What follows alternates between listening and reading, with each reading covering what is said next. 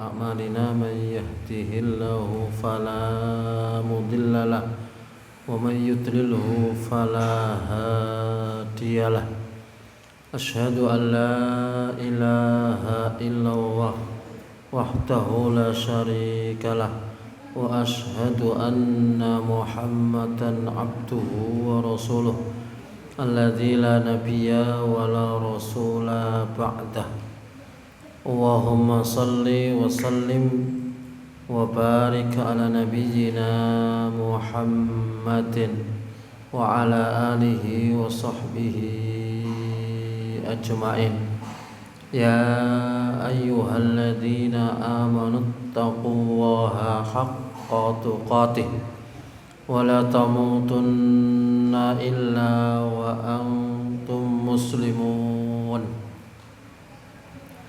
يا أيها الذين آمنوا اتقوا الله وقولوا قولا سديدا يصلح لكم أعمالكم ويغفر لكم ذنوبكم ومن يطع الله ورسوله فقد فاز فوزا عظيما أما بعد فإن أصدق الحديث كتاب الله وخير الهدي هدي محمد صلى الله عليه وسلم وشر الأمور محدثاتها وكل محدثة بدعة وكل بدعة ضلالة وكل ضلالة في النار. Ikhwanu fiddin, jamaah yang berbahagia rahimani wa rahimakumullah, hadirin hadirat muslimin muslimat. Di kesempatan yang mulia pada malam hari ini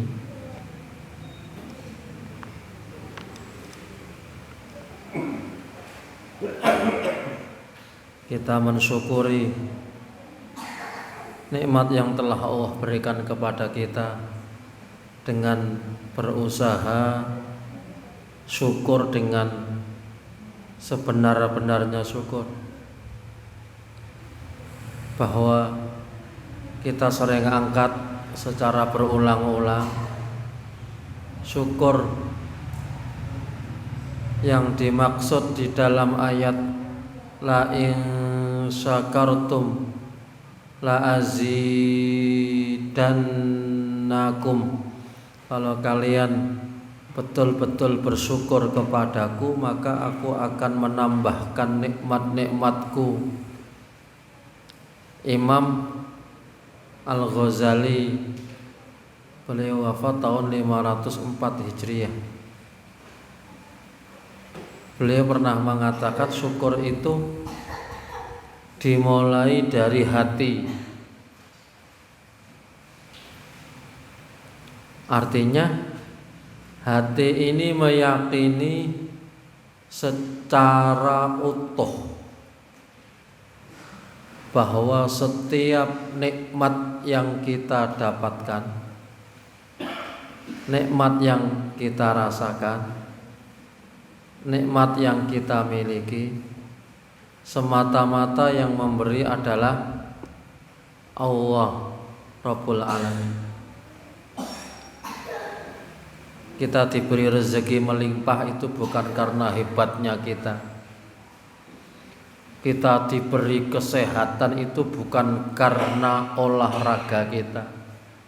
Bahwa kita melakukan sebab iya, tapi hati kita harus yakin betul yang memberi nikmat itu adalah Allah. Setelah hati ini tertata, punya keyakinan 100%, tidak berkurang, lesan kita mendukung apa yang ada di dalam hati. Artinya lesan kita mendukung apa yang ada di dalam hati kita berupa keyakinan tadi, dengan senantiasa mengucapkan kalimat tahmid, alhamdulillah, alhamdulillahirabbil alamin. Setelah hati kita yakin, lisan kita mengucapkan kalimat tahmid, alhamdulillah, anggota tubuh kita membuktikan nikmat, membuktikan syukur tersebut dengan menggunakan setiap nikmat yang kita dapatkan, yang kita miliki, yang kita rasakan betul-betul untuk ketaatan kepada Allah dan menjauhi perkara yang mengandung unsur dosa kepada Allah Subhanahu wa taala. Berat memang, tapi karena berat itulah Allah berjanji kepada kita, kalau kalian pandai bersyukur pasti akan ditambah oleh Allah Subhanahu wa taala. Karena beratnya itu pula ayat yang lain menyebutkan wa qalilum min ibadiyas syakur. Sedikit sekali dari hamba-hambaku yang pandai bersyukur. Imam Ibnu Qudamah Al-Maqdisi dalam kitabnya Mukhtasar Minhajul Qasidin, beliau sampai menyebutkan kalimat la yatimmus syukru illa bi ma'rifati ma yuhibbuhu wa hu amma yakrah. Tidak akan pernah bisa sempurna syukur seorang hamba sebelum seorang hamba tadi mengenal, mengetahui segala perkara yang dicintai oleh Allah dari perkara-perkara yang dibenci oleh Allah Subhanahu wa taala. Bahasa lainnya, orang akan dikatakan betul-betul bersyukur kalau tahu tentang ilmu yang berkaitan dengan perkara yang menjadikan Allah cinta dan ilmu yang berkaitan dengan perkara yang membuat Allah Subhanahu wa taala benci kepada seorang hamba. Ikhwanu fiddin rahimani wa rahimakumullah. Salah satu bentuk syukur ketika Allah karuniakan rezeki kepada kita, punya kemampuan adalah berangkat menunaikan ibadah haji. Ketika diberi kemampuan untuk berangkat dan syarat-syarat terpenuhi, punya harta tapi badan tidak sehat, berarti tidak terpenuhi syaratnya. Badan sehat tapi orang duwe duit, nggih sami mawon.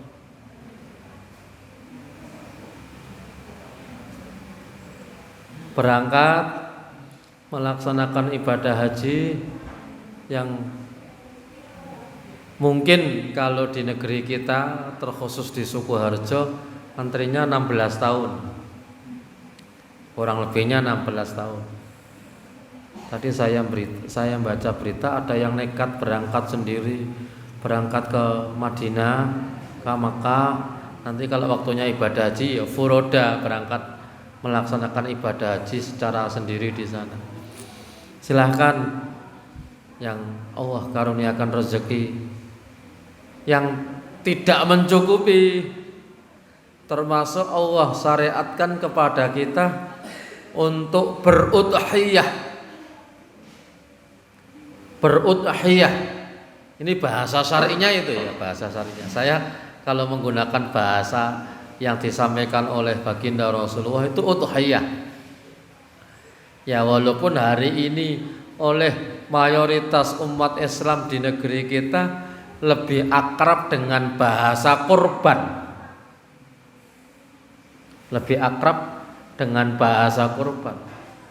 Tapi saya perlu sampaikan bahwa bahasa pokoknya itu adalah udhiyah. Sebagaimana puasa itu bahasa pokoknya adalah siam atau saum.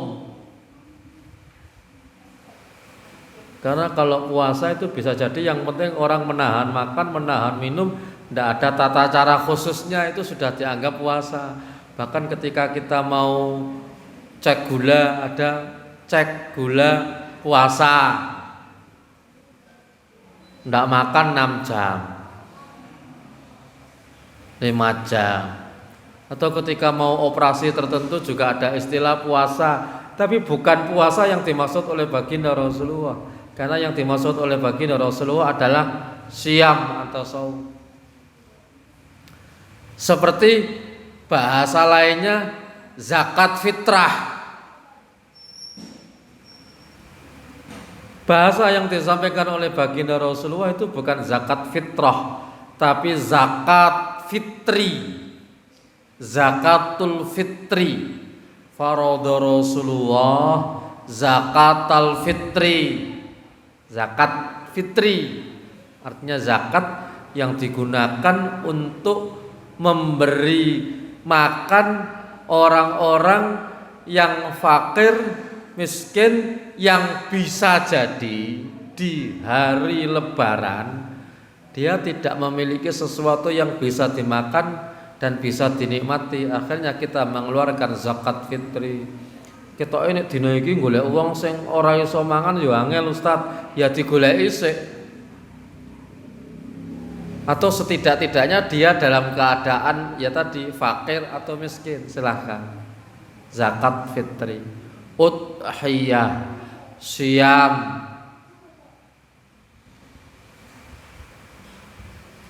Itu adalah bahasa-bahasa syar'i. Udhiyah, walaupun sekali lagi bahasa ini sering diterjemahkan dengan kalimat korban. Korban itu lebih umum daripada udhiyah. Korban itu tidak harus dengan syarat-syarat yang ditentukan oleh baginda Rasulullah.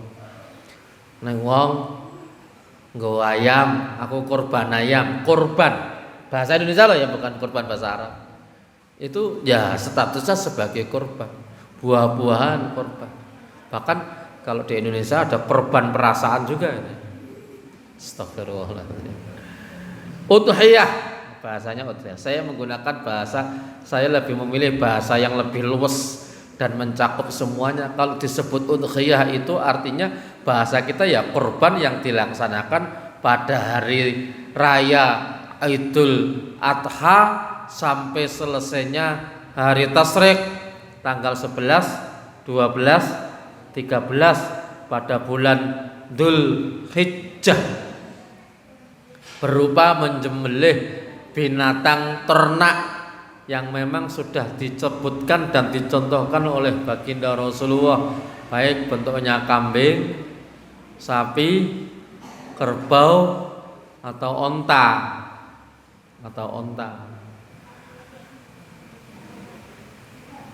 Udhiyah, bahasa yang kita pilih udhiyah. Ada banyak hal yang harus dipenuhi dalam masalah udhiyah. Nanti rencana saya akan buka tanya jawab mungkin dari bapak-bapak. Walaupun saya tidak berjanji kalau setiap pertanyaan akan bisa terjawab, tapi akan mencoba kita jawab. Nanti kalau tidak ya mudah-mudahan bisa jadi PR. Nanti masih ada satu kali pertemuan, cuma pas apa enggak saya enggak tahu, nyandak apa enggak saya juga enggak tahu. Itulah bulan Juni tanggal 28, 29 itu hari apa? Hari Rabu, padahal Kamis keempat. Berarti pas bakdo. Oh, berarti PR-nya orang kejawab.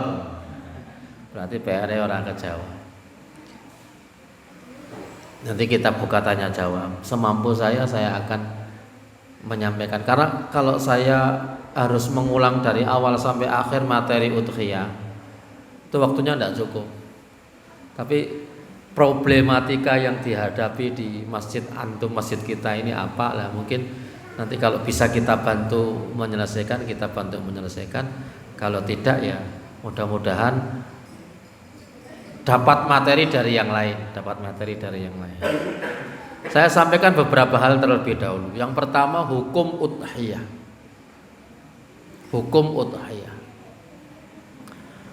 Para ulama menjelaskan tentang hukum udhiyah. Menurut madhabnya Imam Hanafi, udhiyah itu hukumnya wajib.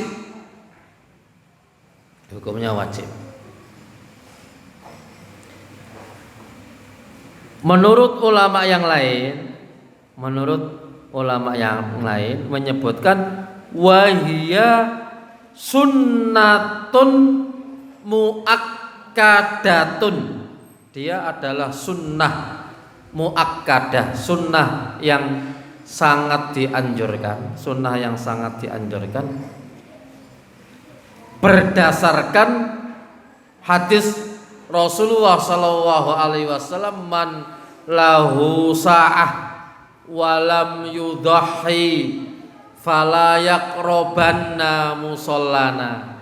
Barang siapa mampu memiliki kemampuan, maksudnya untuk berudhiyah tetapi dia tidak berudhiyah, maka jangan mendekati tempat sholat kami. Hadis ini menunjukkan menurut Imam Abu Hanifah berarti hukumnya wajib. Tapi menurut ulama yang lain hukumnya sunnah. Hukumnya sunnah. Saya lanjutkan. Wa indas Syafi'iyah, menurut ulama Syafi'iyah, sunnatun kifayatun likulli baitin. Sunnatun kifayatun likulli baitin, sunnah yang hukumnya seperti fardu kifayah dalam setiap rumah, saomah siji, saomah siji, satu bagian.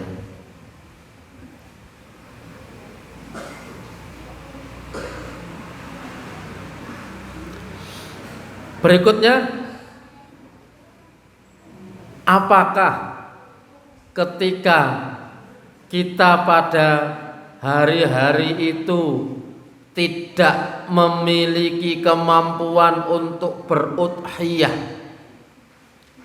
tapi kita diberi keleluasaan oleh seseorang untuk mendapatkan pinjaman atau bahasa kita hutang, apakah boleh berudhiyah dengan uang hutang? Saya perlu sampaikan, jumhur ulama, artinya mayoritas ulama, udhiyah dengan uang hutang hukumnya boleh. Hukumnya boleh, boleh. Ya, kalimatnya boleh. Menurut Imam Ahmad,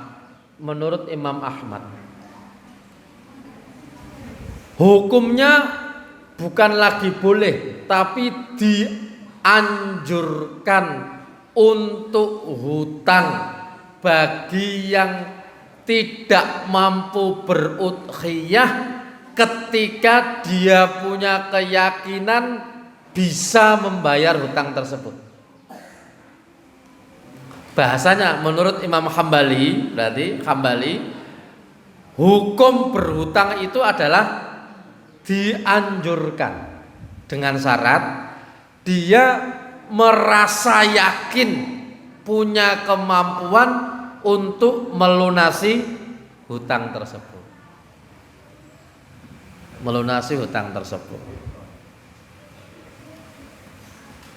Berikutnya,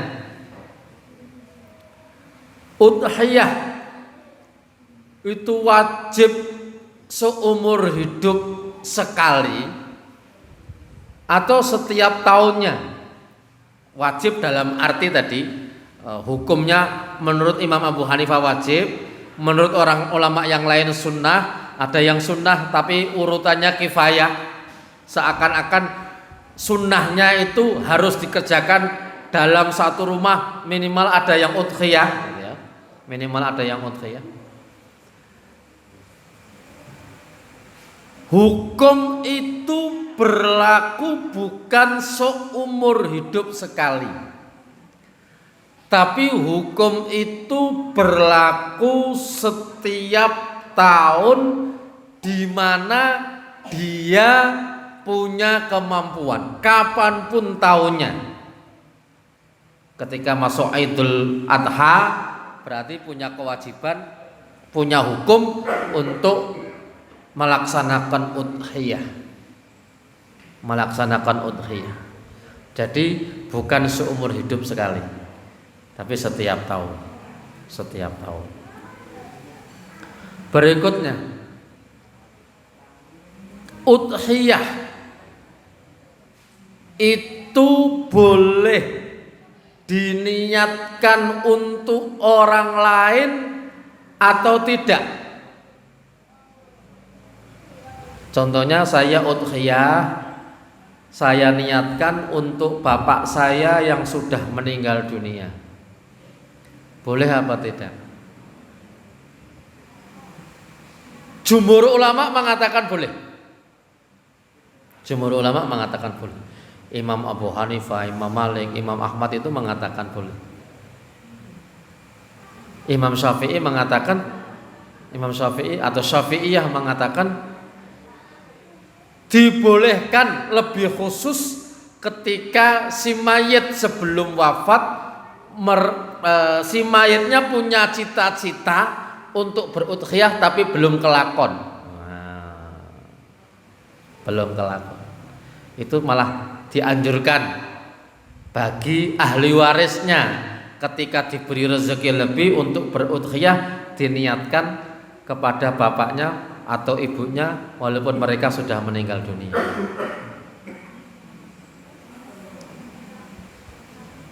Apakah ada yang mengatakan tidak boleh? Saya mencoba mengkaji, ada mengatakan hukumnya tidak dibolehkan dengan alasan karena tidak mendapatkan izin. Cuma pendapat ini oleh sebagian besar ulama termasuk diantaranya Syekh Utsaimin menyebutkan pendapat ini kurang muktamad, kurang bisa dipegang sebagai dalil kuat, memiliki dalil kuat karena kebanyakan yang lain membolehkan. Sekarang berikutnya, apakah istri-istri Rasulullah juga setiap tahun berudhiyah? Apakah istri-istri Rasulullah setiap tahun berudhiyah? Jawabannya diterangkan oleh 4 imam madhab secara langsung bahwa Rasulullah biasa berudhiyah dan diniatkan untuk dirinya sekaligus keluarganya. Untuk dirinya, untuk diri Rasulullah sekaligus untuk keluarganya. Belum ya sebatas apa yang saya baca, apa yang saya pahami dan apa yang saya dengarkan, belum didapatkan secara jelas, setidaknya di dalam kitab Al-Wajiz yang kita kaji biasanya, bahwa istri-istri Rasulullah itu berudhiyah atas nama mereka sendiri. Belum ditemukan satu keterangan sebatas atau sependek pengetahuan yang saya miliki. Ya mohon maaf, saya harus mengatakan saya karena ini kaitannya dengan kemampuan dan keilmuan saya. Belum ditemukan keterangan yang detail, yang jelas bahwa istri-istri Rasulullah berudhiyah atas nama mereka sendiri. Tapi mereka biasa berudhiyah melalui, dalam bahasa lain, melalui kepala rumah tangga mereka yang adalah Rasulullah. Jadi Rasulullah berudhiyah diniatkan untuk dirinya dan keluarganya. Namanya siapa? Namanya Rasulullah. Ini saya sempatkan untuk membuka ulang catatan-catatan yang pernah kita buat. Di sini juga buku kita ini juga disebutkan. Kalimatnya kurang lebihnya begini. Doha Rasulullah. Rasulullah menyembelih binatang udhiyah bikabsyaini, dengan 2 domba, aqranaini yang bertanduk, amlahaini yang amlahaini itu kalau gemuk ya, gemuk ya. Ahadihima anhu wa an ahli baitihi, satunya diniatkan untuk beliau dan untuk ahli baitnya. Berarti untuk siapa? Keluarga beliau, ahli bait beliau. Wal akharu, dan yang satunya anhu diniatkan untuk Rasulullah, wa amman lam yudhahi min ummatihi, dan dari umatnya yang tidak mampu berudhiyah. Diniatkan oleh Rasulullah, ini untukku dan untuk umatku yang tidak mampu berudhiyah. Kemudian saya sempat ditanya, apakah sekarang juga kita boleh mengatakan saya berudhiyah ini untukku dan untuk umat Islam yang belum mampu berudhiyah, ataukah itu kekhususan untuk Rasulullah mengatakan dengan umatku? Ya, sebatas sedikit sekali saya membacanya, saya mohon dimaafkan, belum saya lengkapkan, belum saya detailkan. Itu untuk Rasulullah ketika berdoa, ini untukku dan untuk umatku. Cuma disimpulkan oleh para ulama, disitulah akhirnya dibolehkan juga berudhiyah diniatkan untuk orang lain. Diniatkan untuk orang lain. Mohon maaf kalau di kampung kita sudah kita coba memberi masukan dan ya sekedar ilmu dengan dalil-dalil secukupnya berdasarkan kitab yang kita kaji. Kita punya kitabnya dan kita kaji. Cuma bulan sebelum Ramadan kemarin kita baru selesai tentang perkara-perkara yang membatalkan sholat. Perkara-perkara yang membatalkan sholat. Di dalam kitab kita ini disebutkan kambing itu untuk nama seorang dan yang menjadi tanggungannya. Contohnya, saya punya rezeki beli 1 kambing, saya ketika menyembelih, ya Allah, ini korban atau udhiyah dariku, bismillah, ini udhiyah dariku dan untuk keluargamu dan untuk keluargaku. Kambing dengan orang-orang yang menjadi tanggungannya. Kalau mazhab Syafi'i bahkan itu bisa berlaku untuk orang yang hidup satu rumah yang dinafkahi oleh 1 orang. Yang kedua, bagaimana kalau iuran sapi? Iuran ya, bukan sendiri, iuran sapi. Kelompok 1 7 orang. Dari 7 orang itu sebut saja namanya Anton, Antan, apalagi Antin, Anten, Entek gitu ya. Ya, pokoknya dengan nama-nama 7 itu. Kemudian mereka berudhiyah diniatkan untuknya dan untuk keluarganya. Ya, sapi 7, 1/7-nya itu diniatkan untuk fulan beserta keluarganya. Boleh apa tidak? Jawabannya boleh. Bukan hanya sekedar boleh, bahkan itulah yang dicontohkan oleh baginda Rasulullah dengan para sahabat-sahabatnya. Jadi saya termasuk yang menyarankan, saya pribadi ini menyarankan bahwa berudhiyah itu bisa diwakilkan, atau bapak atau orang tua atau suami itu mewakili keluarganya. Saya namanya Ahmad, ya berarti Ahmad dan keluarganya itu sudah masuk. Ustaz, apakah kalau nyembelih harus diniatkan seperti itu? Tidak harus. Ketika menyembelih sebut Ahmad, tapi begitu disebut nama Ahmad berarti sudah masuk di dalamnya keluarganya. Kemudian saya diteges lagi di sebuah masjid, saya lupa itu masjid di daerah barat sana. Itu ditanya, Ustadz, kalau memang kita boleh enggak sih? Sebenarnya boleh. Saya cuma pengen tahu jawabannya, Ustadz. Boleh atau tidak? Wah, ini rada apa namanya ini, rada keren gitu ya. Pokoknya intinya entuk apa ora entuk ngono wae ta, terus gampang aja jenengan. Ini bukan urusan gampang atau tidak gampang. Akhirnya ditanya, "Ustadz, kalau saya berudhiyah, berencana tahun ini saya punya duit, yang kerja saya, istri saya enggak kerja, anak saya belum kerja, Ustaz. Tapi tahun ini saya udhiyah, satu iuran sapi, nilainya 3,7 juta. Oh iya. Boleh, Ustaz, boleh. Tahun depan, Ustaz, saya berencana dan kelakon pada saat itu saya korban atas nama istri saya. Namanya istri saya. Boleh apa tidak?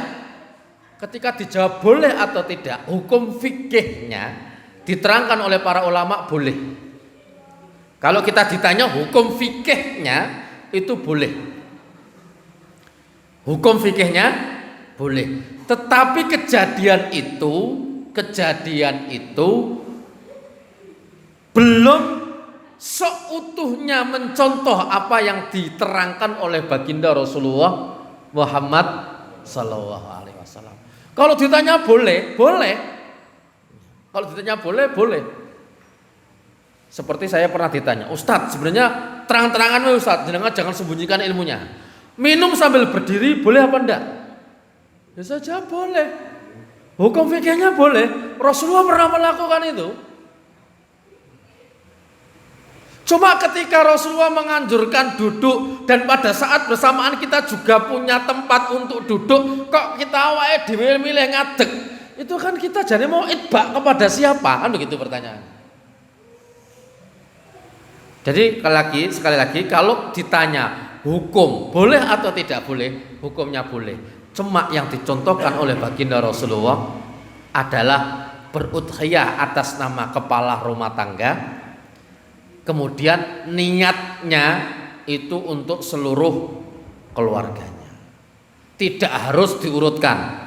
Tahun ini bapak, tahun besok ibu, tahun besoknya lagi anak barep, tahun berikutnya lagi anak nomor 2, tahun berikutnya lagi anak nomor 3. Ya lagi kalau tanya boleh apa tidak Ustaz? Boleh. Cuman sekali lagi saya sampaikan, kalau ditakdirkan oleh Allah di tahun kelimanya jatahnya anak yang ketiga, takdirnya dia jatuh bangkrut dan ndak udhiyah, berarti anaknya yang nomor terakhir untuk pahala udhiyah. Karena dari awal niatnya ya ini untuk niatnya untukku, pahalanya untukku, istriku ndak dapat. Pas besok jatahnya istri saya, pahalanya untuk istri saya ndak dapat. Ya nek kalau pas ngepasi rezekinya lancar terus. Kalau pas ditakdirkan tidak lancar, ya sebagaimana yang pernah saya angkat di dalam beberapa kitab, salah satunya Al-Atraf, mudah-mudahan saya tidak salah, itu diangkat seorang suami dan istri sedang makan ayam panggang atau ayam bakar lah mungkin bahasa kita hari ini ya, ayam panggang, sedang makan, tiba-tiba pintu rumahnya diketuk. Begitu diketuk, dibuka oleh laki-laki suaminya tadi membuka. Ternyata yang mengetuk pintu itu orang, kalau sederhananya gini lah, orang ngemis minta makan. Tapi pada akhirnya pengemis itu nggak dikasih makan, malah diusir sama si suami ini. Ditakdirkan oleh Allah setelah sekian bulan, tidak disebutkan pastinya kisah tersebut, si suami ini jatuh bangkrut. Perusahaannya, ini kisah masa salaf ini ya. Usahanya bangkrut, tidak mendapatkan keuntungan, sampai akhirnya istrinya dicerai karena sudah gak mampu memberikan nafkah lagi. Istrinya dicerai. Oke, setelah istrinya dicerai, masa iddah istri habis. Masa iddahnya 3 kali masa haid. Begitu sudah masa iddahnya habis, si wanita itu, mantan istri tadi, dilamar oleh seorang laki-laki. Menikah mereka. Begitu sudah menikah, sekian waktu nggak disebutkan, mereka sedang menikmati makan menjelang malam bersama dengan istrinya. Mereka makan berdua pakai lauk ayam juga, dalam riwayat begitu. Tiba-tiba pintu rumahnya diketuk. Kata si suami, "Istriku, bukalah pintunya, siapa tahu ada orang yang membutuhkan kita." Dibukalah oleh istri. Tapi sebelum dibuka itu ditanya dulu kebutuhannya apa. Intinya butuh makan. sebelum dibuka pintu. Akhirnya si istri tadi menemui suaminya, kalau yang di luar itu orang butuh makan. Akhirnya oleh suami, kita sudah nyicipi makanan ini, walaupun kita belum kenyang tidak apa-apa, ini ada yang lebih membutuhkan, mending makanan ini kita berikan kepada yang membutuhkan itu. Tolong ini berikan kepadanya. Begitu dibuka pintu dikasihkan, masih belum tahu. Begitu melihat wajahnya pengemis, kaget, cepat-cepat ditutup pintunya. Masuk ke dalam, si istri nangis. Sama suaminya ditanya, kenapa kamu malah nangis? Pengemis yang barusan datang tadi adalah mantan suami saya, kata si wanita. Apa kata si suaminya yang baru tadi ini? Ketahuilah hai istriku, aku dulu adalah pengemis yang pernah minta makan di rumahmu bersama dengan suamimu, tapi saya ditolak, saya disuruh pergi, tidak mendapatkan makanan ini. Dan sekarang Allah kasih rezeki kepada saya, bukan hanya rezekinya makanan yang sama dengan apa yang kamu makan bersama dengan suamimu dulu, tapi sekarang rezekinya adalah kamu juga menjadi milik saya. Wa tilkal ayyamu nudawiluha bainan nas. Dan itulah hari-hari yang oleh Allah diputar. Kadang orang itu di atas, kadang di bawah. Nah, pas di bawah jatahnya untuk anak nomor 2, pas ora iso udhiyah. Berarti kan akhirnya tidak mendapatkan pahala. Ini kalau ketika kita berbicara hukumnya boleh. Tapi yang paling utama saya perlu sampaikan, antum bapak-bapak ketika mau berudhiyah diniatkan untuk keluarganya sekalian. Dan itu yang dicontohkan oleh baginda Rasulullah Muhammad SAW. Itu sampai ada orang bertanya begini. Saya baca di dalam fatwanya Syekh Utsaimin. Ya Syekh, rubama mungkin pada saat itu Rasulullah betul-betul dalam keadaan tidak mampu, pas tidak punya duit, begitulah kurang lebihnya. Dan istri-istri Rasulullah juga nggak punya duit, sehingga Rasulullah berniat udhiyah untuk dirinya dan keluarganya. Apa jawaban Syekh Utsaimin? Saya bacanya sudah agak lama. Syekh Utsaimin memberikan keterangan gini. Justru dalam keadaan itu memang Rasulullah tidak terlalu kaya pada saat itu. Tapi sebagian istri Rasulullah ada yang kaya. Tetapi mereka, istri-istri Rasulullah yang kaya itu juga tidak berudhiyah atas nama mereka sendiri. Istri-istri Rasulullah tidak berudhiyah, sugih, eneng sing sugih, tapi mereka juga tidak udhiyah atas nama mereka sendiri. Itu keterangan yang disampaikan oleh Syekh Utsaimin seluas yang atau sedikitnya yang saya baca, keterangannya seperti itu. Ustadz, atau kalau kita ditanya, terus bagaimana hukumnya kalau suami udhiyah niatnya sendiri, istri niatnya sendiri, bareng-bareng mangsa omah, kabeh wong omah 5, korbane 5. Ento apa ora Ustaz? Ya ento. Niatnya sendiri-sendiri boleh, secara hukum fikihnya boleh. Tapi lebih baik biar pahalanya itu merata, kambing 5 itu disembelih, ya Allah bismillah ini udhiyahku untukku dan keluargaku. Kambing yang kedua untukku dan untuk keluargaku. Kambing ketiga untukku dan keluargaku. Kambing keempat, sehingga pahala itu merata. Ustadz, kita nggak berbicara pahalanya, yang penting kita amal soleh. Iya. Tapi yang Rasulullah contohkan seperti itu. Lah kalau mungkin anak lanange duitnya rada sithik, kambingnya cilik gitu ya. Ya wis umur tapi kecil. Yang bapaknya gede gitu ya. Yang kemudian ibunya luwih gede meneh karena luwih sugih gitu ya. Terus anak nomor 1-nya malah sapi umpamanya gitu ya. Sendirian. Ya beda-beda, hukumnya boleh. Cuman itu akan lebih utama ketika disembelih atas nama langsung kepada keluarga. Atau boleh seorang anak menyembelih, ya Allah ini untukku dan untuk keluargaku. Sebutkan kalau perlu, bapakku, ibuku, kalau mau disebut silakan. Itu juga boleh. Kemudian berikutnya, Ustadz, bagaimana hukum memberi upah kepada jagalnya, diupah dari bagian binatang udhiyah tersebut, boleh apa tidak? mayoritas ulama, bahkan menurut yang sebatas yang saya baca ini pendapat jumhur, mereka menyebutkan tidak boleh mengupahi jagal, membayar upah jagal diambilkan dari binatang yang disembelih tadi. Contoh, yang jagal, opahmu gal jagal ndas siji, tidak boleh.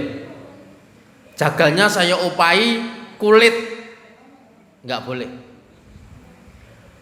Jagal itu kalau memang dia kerjanya jagal diupah, iya diupah. Jagal yang niat kerjanya aja kayak ngono. Diupah dari mana?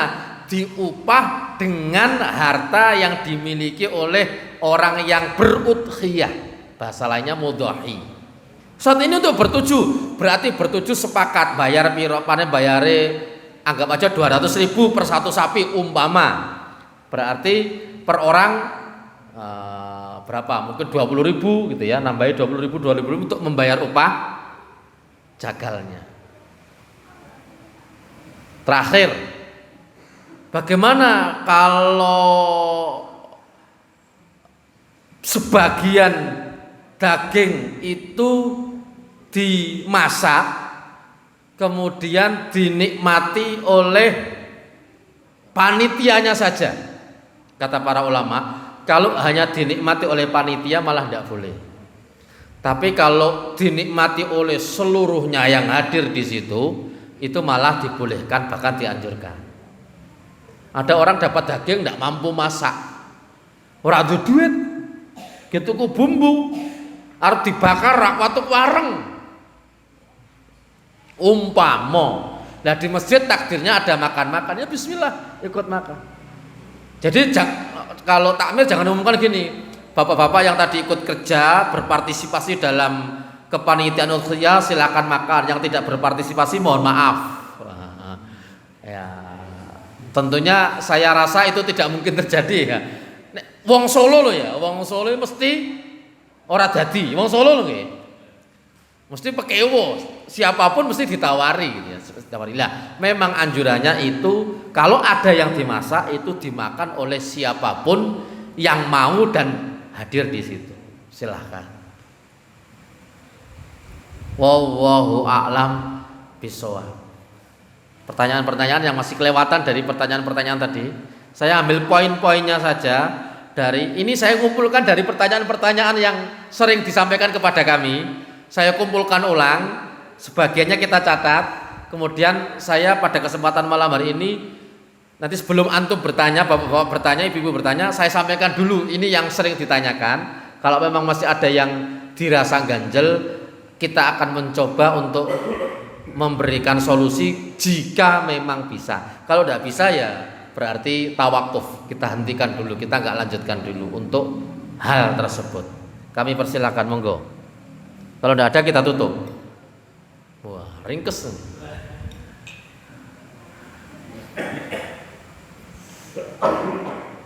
Ya, silakan. Ini Pak, untuk keluarga yang usia diadakan kan anak. Gimana Pak? Usia anak. Diniatkan anak. Ya, atas nama anak. Siapa yang dapat berapa? Dapat apa? Dapat pahala enggak?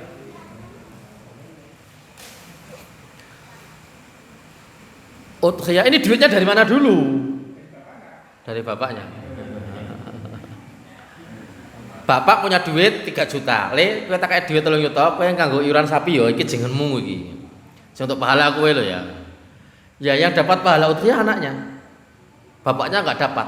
Tapi bapaknya tetap dapat pahala yang lain. Pahala memberi kepada anaknya. Itu aja. Tapi tidak mendapatkan pahala udhiyah. Ngaten lho. Tetap dapat pahala. Pahala apa? Ngasih duit ke anaknya itu kan dapat pahala. Ya. Cuman udhiyahnya enggak dapat. Kenapa? Karena tadi itu mungkin terlalu ekstrim. Biar anakku yo namanya kesebut, mungkin begitu. Pahala atau tidaknya juga saya ingatkan itu terkait. Mohon maaf ya, saya agak selonjor dikit ini. Ini kayaknya kebiasaan ini apa namanya, biasanya pakai kursi ini kok nggak pakai kursi ini. Ya, monggo bapak-bapak yang selonjor mawon. Nih ibu nggak usah ditawari karena sudah melakukannya sebelum tadi gitu. Jadi kalau contoh suami memberi kepada istrinya, yang ini kamu tak kasih uang 4 juta buat udhiyah ya atas nama kamu. Yang dapat pahala udhiyah siapa?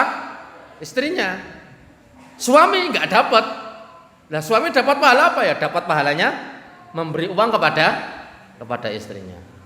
Tapi beda lagi, kalau suaminya ini udhiyah kita bayarkan atas nama kita, untuk kita semuanya, namanya pakai nama saya tidak apa-apa, pakai nama siapapun sebenarnya tidak penting sebenarnya itu. Tapi ini saya, uangnya dari saya niatkan untuk semua anak kita termasuk semuanya mendapatkan pahala udhiyah itu bedanya. Sekarang pilih mana?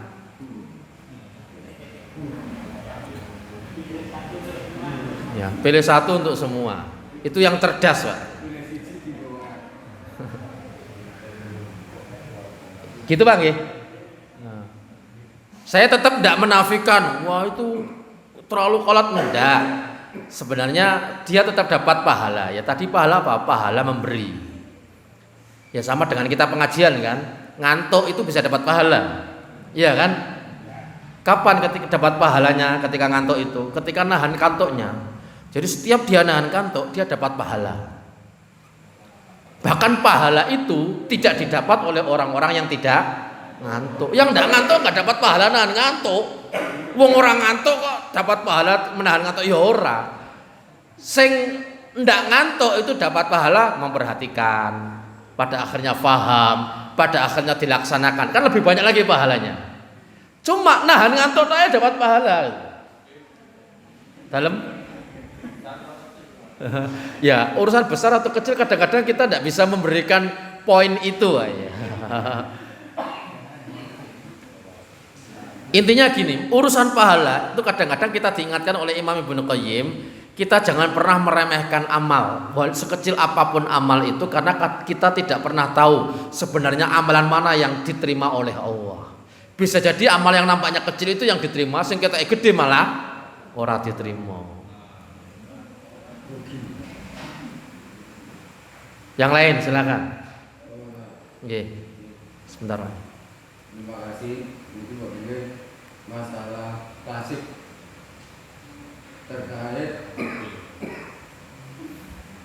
kulit dari binatang usia tadi.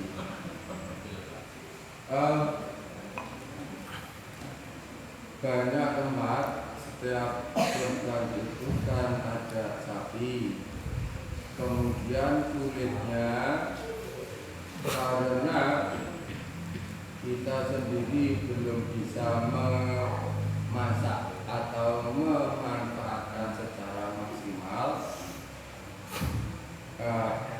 secara hukum bagaimana kalau kulit itu dijual? Nah, terus kemanfaatannya itu apa saja yang dibolehkan oleh syariat dari hasil penjualan kulit binatang tersebut. Ya. Ya, kalau disebut masalah klasik memang klasik ya. Memang klasik dan asik gitu ya. Dan kadang-kadang buat iren gara-gara itu. Oke.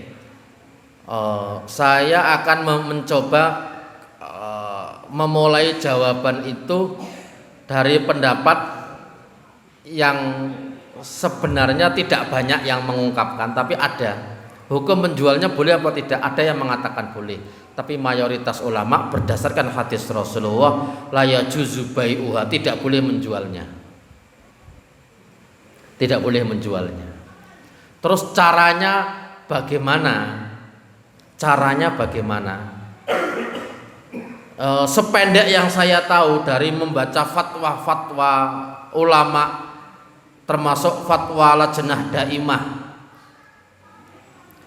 itu disebutkan salah satu cara untuk menanggulangi permasalahan kulit yang sulit diselesaikan kadang-kadang, caranya adalah kulit itu tidak dijual, tapi diberikan kepada orang miskin.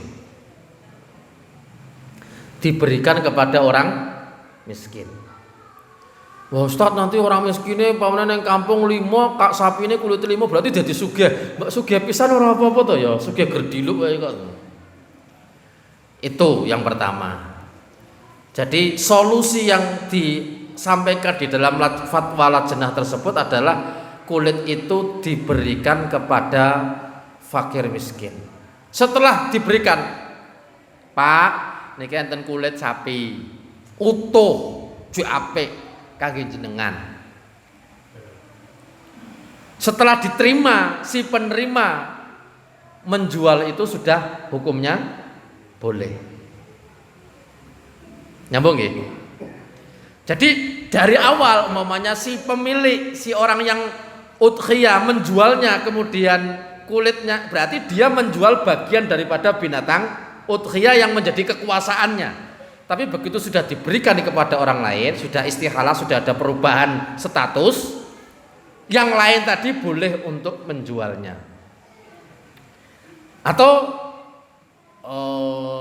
cara keduanya, di kampung kita ini mungkin satu RT ini jenengan ini ada berapa orang miskin? Sebut saja sapinya ada 5, orang miskinnya ada 20. Sebut saja begitu. 20 itu dihubungi oleh panitia satu-satu. Pak, jenengan nanti insya Allah rencana panitia mau dikasih jatah kulit, tapi jumlahnya ada sekian orang, gak usah disebut namanya. Engko malah jadi urusan, kok dia kata sugih kok aku kok, nanti jadi malah heran begitu. Ini kulit dipasrahkan kepada jenengan untuk dibagi rata. Sebab kalau mau jenengan jual silahkan, tapi nanti kami sudah saya hubungi yang lainnya dan menyatakan memang kulitnya mau dijual. Nah nanti jenengan yang kita wakilkan untuk menjualnya, nanti uangnya dibagi kepada orang-orang yang kita tunjuk, tapi tidak harus tahu orang-orangnya siapa. Ya itu hukumnya boleh. Cara yang ketiga ini lebih gampang lagi. Pertama ini ada unsur memanfaatkan. Ada kepentingan di sini seakan-akan yang berlaku, yang kita berlakukan berdasarkan beberapa fatwa ulama tadi itu di pondok kami, di pondok kami di Mahat Ali An-Nur di Waru Bage Sukoharjo sana. Itu bahasanya karena thalibul ilmi itu secara hukum termasuk fisabilillah dan dianggap fakir karena mereka belum bekerja. Maka menerima kulit dari beberapa masjid, kemudian sama santri kita dijual, uangnya dibagi oleh mereka. Bukan untuk lembaga loh ya ini ya, bukan untuk pondok pesantrennya bukan, tapi uangnya dibagi kepada santri. Santrinya ada 120, pernah per orang dapat 25.000, lumayan mereka senang, bisa ST jumbo gitu ya. Ya pikirannya santri mesti begitu. Ya, itu salah satu solusi. Saya dalam urusan perkara ini belum bisa memberikan keterangan lebih panjang lagi untuk permasalahan kulit, kecuali solusi-solusi yang pernah kita lakukan, Intinya kulit itu jangan dijual, apalagi hasilnya digunakan untuk membayar upah, jelas tidak boleh. Kita sekarang prinsipnya gini, ambil yang tidak boleh apa dulu, berharap yang lainnya itu termasuk keringanan, kan begitu loh. Ngatan Pak? Atau mungkin kalau di Baitul Salam solusinya biasanya apa?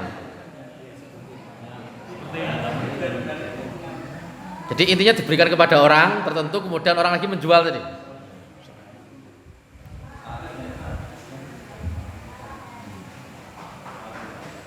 Yang lain?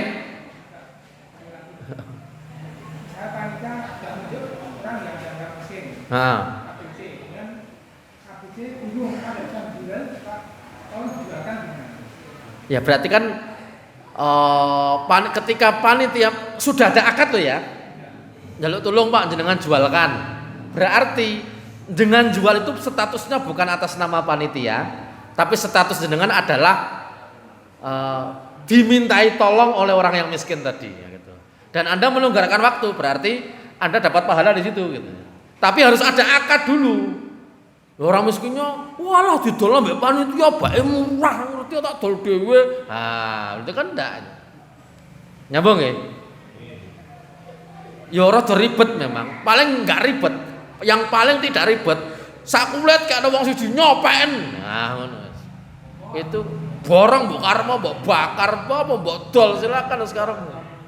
Ya, cuman nanti ketika diketahui orang itu akan menimbulkan kasak kusuk, mesti itu ya standar lah. Memang idealnya benda ada kasak dan kusuk ya tadi itu. Jadi saya jadi kesannya mengambil manfaat tadi ya.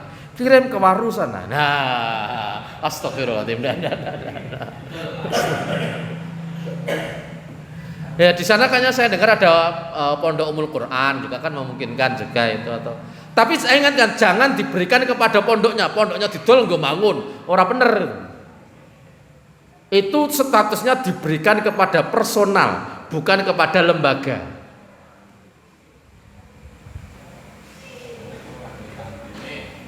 Dalem? Nggih, niki nggih santrine jenengan. Nggih santrine jenengan lho, jenengan boten. Sama ustadznya ngomong gitu. Enggak apa-apa. Kalau santri kita sudah pada dewasa, jadi mereka malah bisa mengelola sendiri. Yang lain silakan. Masih ada waktu 4 menit.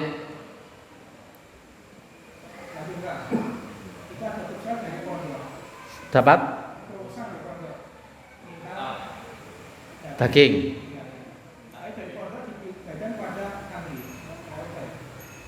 Dari pondok diberikan kepada santri. Ya baiknya seperti itu memang. Proposalnya pondok, tapi kalimat proposal itu diberikannya kepada santri. Bukan intinya gini, kalau proposal itu diberikan kepada pondoknya, saya termasuk hari ini yang berpendapat tidak boleh. Dengan ilmu yang saya miliki. Tapi kalau diberikan kepada personalnya, mungkin ustadznya yang miskin, silakan. Pokoknya personal. Kalau santri itu saya membaca di banyak fatwa, thalibul ilmi itu boleh dianggap miskin. Walaupun mereka janjane kirimannya ya oke. Begitu. Silakan.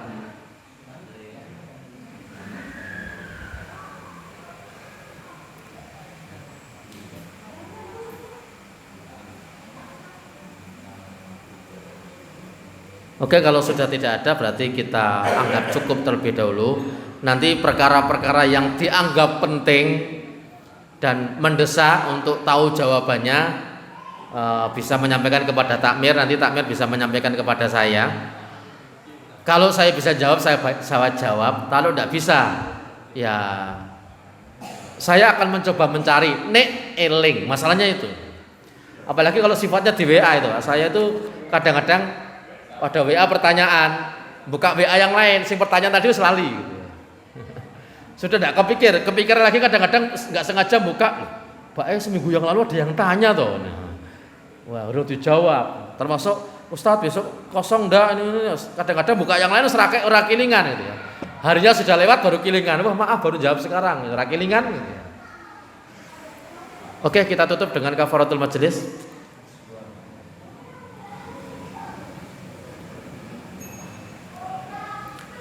Assalamualaikum warahmatullahi wabarakatuh.